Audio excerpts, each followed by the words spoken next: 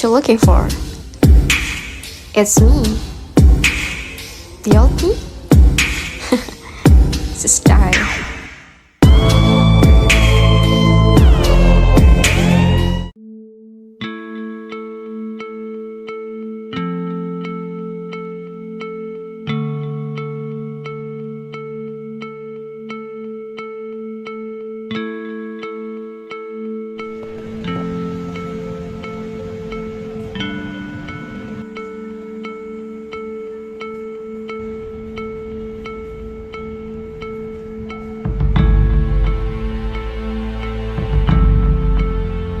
Sistem pembelajaran merujuk pada pendekatan dan struktur yang digunakan untuk mengajar dan memfasilitasi proses belajar mengajar. Konsep ini melibatkan berbagai elemen yang saling berinteraksi dan berkontribusi untuk mencapai tujuan pembelajaran.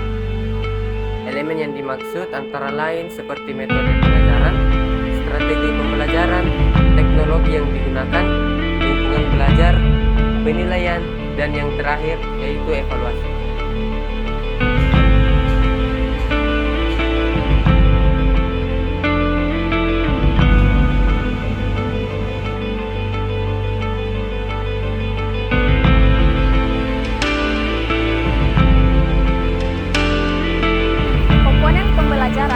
Komponen pembelajaran terbagi menjadi 5. Yang pertama adalah tujuan pembelajaran.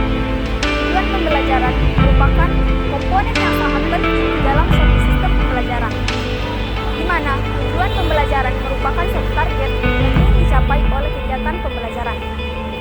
Yang kedua adalah materi pembelajaran. Materi pembelajaran pada dasarnya adalah isi dari kurikulum, yaitu berupa mata pembelajaran atau bidang studi dari topik atau subtopik dari rinciannya. Adapun yang ketiga adalah strategi pembelajaran. Strategi pembelajaran merupakan salah satu komponen dari suatu sistem pembelajaran yang tidak dapat dipisahkan dari komponen lainnya, di mana sistem tersebut. Adapun dengan kata lain, strategi pembelajaran dipengaruhi oleh faktor-faktor lainnya. Yang keempat adalah media pembelajaran. Media pembelajaran adalah seluruh alat dan bahan yang dapat dipakai untuk tujuan pendidikan, seperti radio, televisi, buku, koran, dan majalah, serta sebagainya. Yang terakhir adalah evaluasi. Evaluasi merupakan komponen terakhir dalam satu sistem pembelajaran. Evaluasi bukan hanya berfungsi untuk melihat keberhasilan siswa, tetapi juga berfungsi sebagai umpan balik bagi guru atas kinerjanya dalam mengelola pembelajaran. Melalui evaluasi, kita dapat melihat kekurangan dan kemanfaatan berbagai komponen suatu sistem pembelajaran.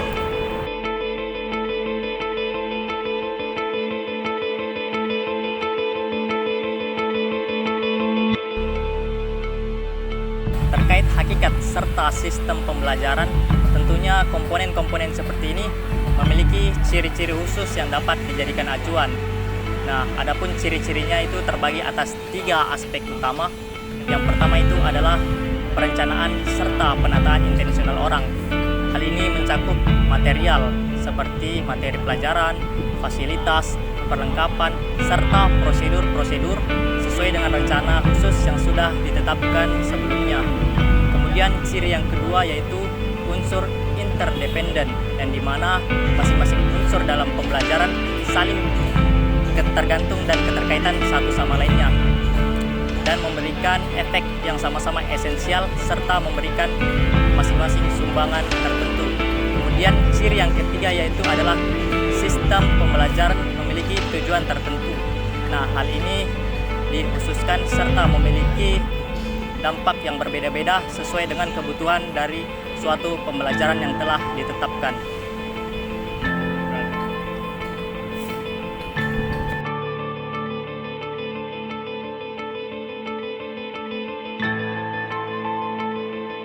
Hakikat pembelajaran di lingkungan pendidikan.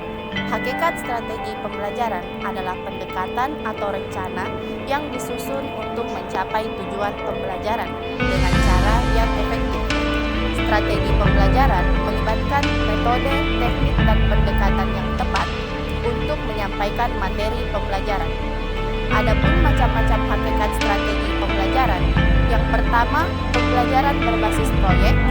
kedua magang dan praktik kerja, ketiga pembelajaran berbasis masalah, keempat pembelajaran berbasis kompetensi, kelima penggunaan teknologi kolaborasi industri dan pendidikan, keenam pemantauan dan evaluasi yang berkelanjutan.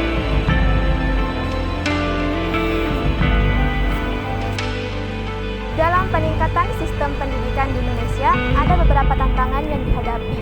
Nah, diantaranya adalah keterbatasan sumber daya. Di banyak sistem pendidikan yang mengalami keterbatasan anggaran, infrastruktur, dan sumber daya manusia. Yang kedua adalah kurangnya akses pendidikan di beberapa wilayah tertentu, khususnya di daerah terpencil. Yang ketiga adalah kurikulum yang tidak relevan dengan kebutuhan siswa atau masyarakat, sehingga mengurangi efektivitas pembelajaran. Dan yang terakhir adalah evaluasi yang tidak memadai dengan mengukur hasil belajar siswa. Nah, dalam tantangan tersebut ada upaya yang dapat dilakukan. Salah satunya adalah dengan mengembangkan kurikulum yang relevan dengan kebutuhan siswa dan pendidikan sekarang. Yang ketiga adalah dengan melakukan pelatihan guru dalam mengembangkan skill dan keterampilan mengajar serta pengetahuan guru. Yang ketiga adalah dengan memanfaatkan teknologi yang ada dalam menggunakan dalam sistem pendidikan sehingga efektivitas dan mengaksesnya dengan mudah. Dan yang terakhir adalah dengan melakukan kemitraan dengan komunitas yang penduduk lokal sehingga mendukung pendidikan di daerah tersebut.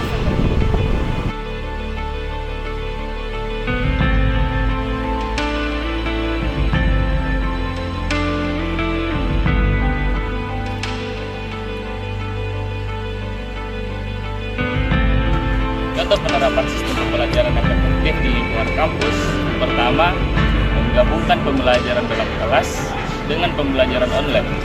Ini memungkinkan fleksibilitas dalam pembelajaran, memungkinkan mahasiswa untuk mengakses materi pembelajaran kapan saja. Yang kedua, mengintegrasikan metode-metode pembelajaran aktif seperti diskusi kelompok, proyek, studi kasus, ataupun simulasi. Hal ini mendorong mahasiswa untuk terlibat lebih aktif dalam pembelajaran mereka. Yang ketiga, membalikan peran tradisional di mana mahasiswa membaca materi sebelum pertemuan kelas untuk waktu kelas untuk diskusi, pemecahan masalah, dan aplikasi konsep. Yang keempat, pemanfaatan teknologi seperti platform pembelajaran online, forum diskusi, video pembelajaran, dan alat-alat interaktif untuk meningkatkan aksesibilitas dan interaktivitas dalam pembelajaran. Dan kelima, merancang kurikulum yang berfokus pada pengembangan keterampilan dan pengetahuan yang relevan dengan dunia nyata. Kurikulum ini seharusnya memungkinkan mahasiswa untuk menghubungkan teori dengan praktik. Sekian.